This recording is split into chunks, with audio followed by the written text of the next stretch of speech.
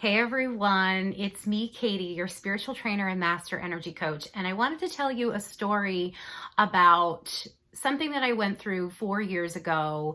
I was 36 years old. I was living in New York City. I was coming to the end of a relationship with my spiritual teacher.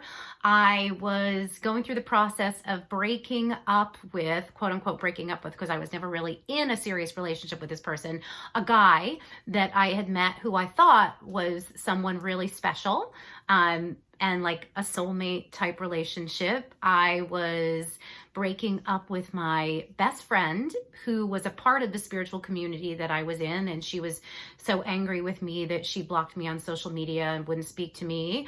I was $85,000 in debt, and I was on the brink of losing my apartment in New York City because I lived in a rent stabilized apartment and they sold the building, which meant that I had to either live in chaos and allow them to sort of try and drive me out by virtue of making it as uninhabitable as possible, or leaving my apartment of 13 years.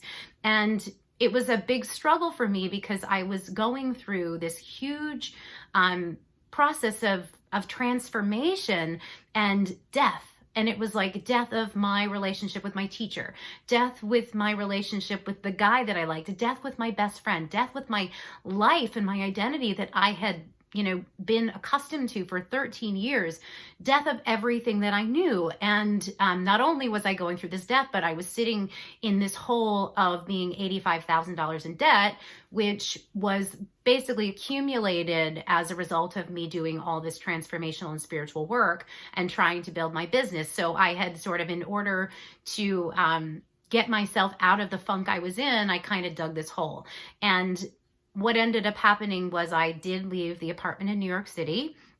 I took a buyout, which meant I was given a certain amount of money to leave. And I thought at the time, great, I was just given this money and I'm going to go buy a house and I'm going to start fresh, and, I'm going to begin again, even though I'm going through this process of transformation. And so, I left and I went home to my parents' house, which was like the one thing I didn't want to do. It was like the biggest blow to my ego ever, because I had spent so much of my life being independent and building myself up and taking care of myself, that the last thing I wanted to do was go home. And in the midst of all this other loss, right, it was just like the last nail in the coffin. And so I did move back to my parents' house and thought that I would go out and buy a house. And what I discovered was that because I had so much debt, I wasn't going to be able to do that. And it sent me into the deepest, darkest depression I think I have ever been in. Not just because I couldn't buy the house, but because I had spent all this time and this energy investing in this relationship with my teacher, with my training, and rolled up in that was my identity. The relationship with the guy, he was a part of it. The best friend was a part of it. And it wasn't just the best friend. It was like when she turned her back on me, the rest of the people turned their back on me. And so I felt like I had really lost everything that I had worked so hard to gain for the last, 10 years of my life, because or 6 years of my life, really, because when I got hit by the taxi, which I told you about when I was about 30 years old, the next 6 years was about me, redefining my life. And I thought I was finally getting to this place of accomplishment. And then I kind of felt like I had the rug pulled out from under me, and all of a sudden everything that I thought I had was gone. And I'm talking about this because I think that, number one, this is something that we've all gone through at some point in our life. We think we're going in one direction, and then all of a sudden it's gone. And I'm also talking about it because I think that this is sort of where we're at with the coronavirus, and where we're at in terms of like what this means for each one of us.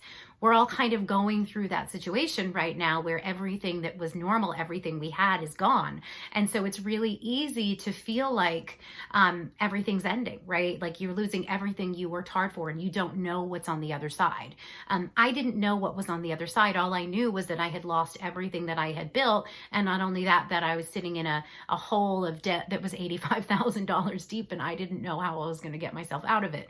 So the point of this story is that one, yes, you will find a way out of it. But more importantly, the lesson that I learned that I want you to take away from me sharing this is that there's something to be said for just sitting in the hole that you've built, right? Or the hole that you're stuck in.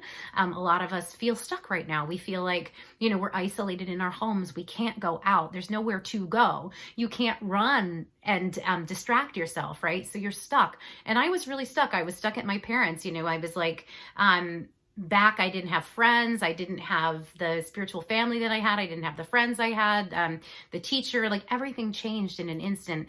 And it really did feel like I was just sitting in this giant hole of nothingness.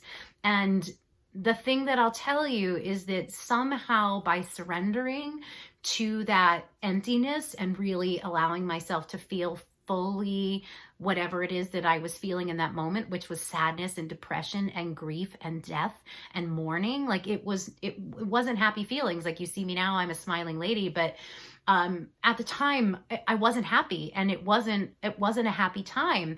But I refused to call it a dark night of the soul because it was challenging, and it was something that allowed me to grow. And I think that a lot of us see things like the dark night of the soul as like something that's sort of pathetic. There was nothing pathetic about what I learned by going through that challenge. And, I just want you to take that away and start to think about that for yourself and think about, what can I gain from sitting in this emptiness, right? What is this teaching me about my resilience, about my power, about my strength, about my ability to take care of myself, right? What's really important?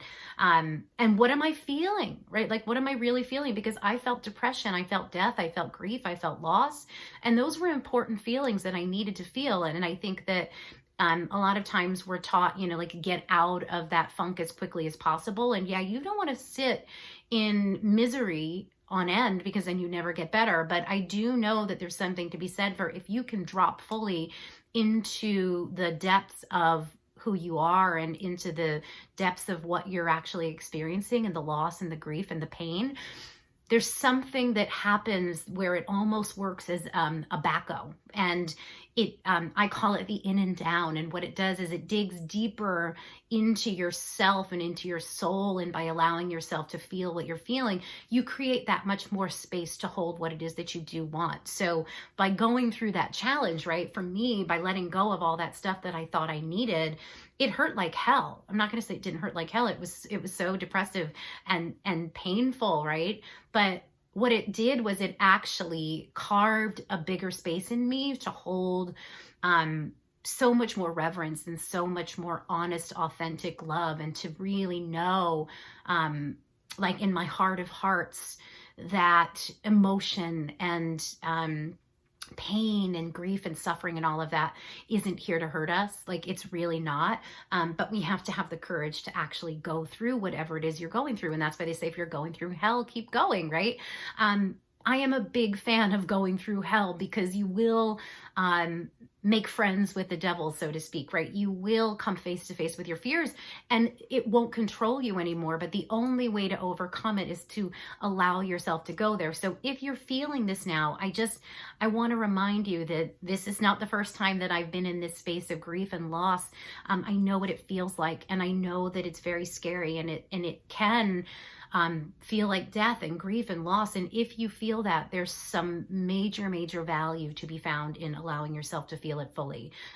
Don't be ashamed of that, right? I think that's the biggest thing, is we feel like we're light workers and we're supposed to be happy and positive and we're supposed to feel great. And if you don't feel great, that means that you're doing it wrong. You're not. Right? You're not doing it wrong. You're doing it right, because emotion is designed to help us get closer to what we want. And by going through that death, right, by going through that loss that I went through, that whole experience of giving up everything I thought I needed, I got that much closer to who I really truly am. And I mean that with all my heart. So I wanted to share that with you. And I'm going to continue to share these stories because there's been so much in my life that has brought me to my knees and humbled me.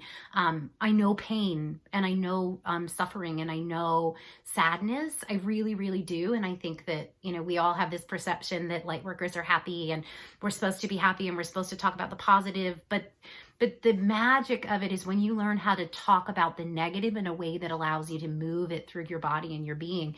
That's what Shakti Bomb is about, right? That's what I'm about. I'm about the truth and the power that comes with actually feeling what you're feeling and transforming it into something else. I am a master of that, and that's what I'm so good at, and that's what I love teaching you to do. So I would love to hear from you. I would love to know, how are you really feeling right now? And do you feel like you're going through a death, a rebirth, a transformation? Are you feeling depressed? Are you feeling sad? And how do you feel about that? Does it make you feel good to know that it's okay and that there's a purpose? I just really want to open up this dialogue because I don't think we have enough spaces to talk about this candidly. And it's my honor to use my stories and my experience as the foreground and as this sort of jumping off point.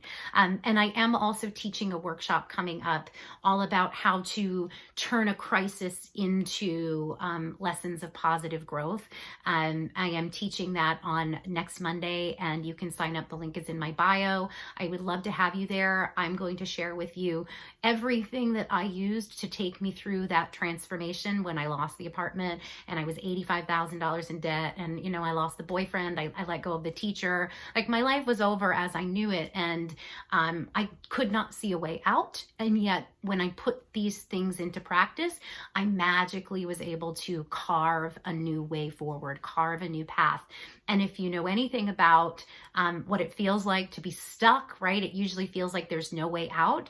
There is a way out, and I want to teach you that. I want to show you that. So I would love to have you join me for that. It would bring me so much joy to be able to share this with you. And I just love hearing from you, and I love being connected. So let me know what this means for you, or how this resonates. Has this happened in your life? Let us talk about it, because I think there's a lot of gold in sharing from this way. So I'll see you soon. Bye.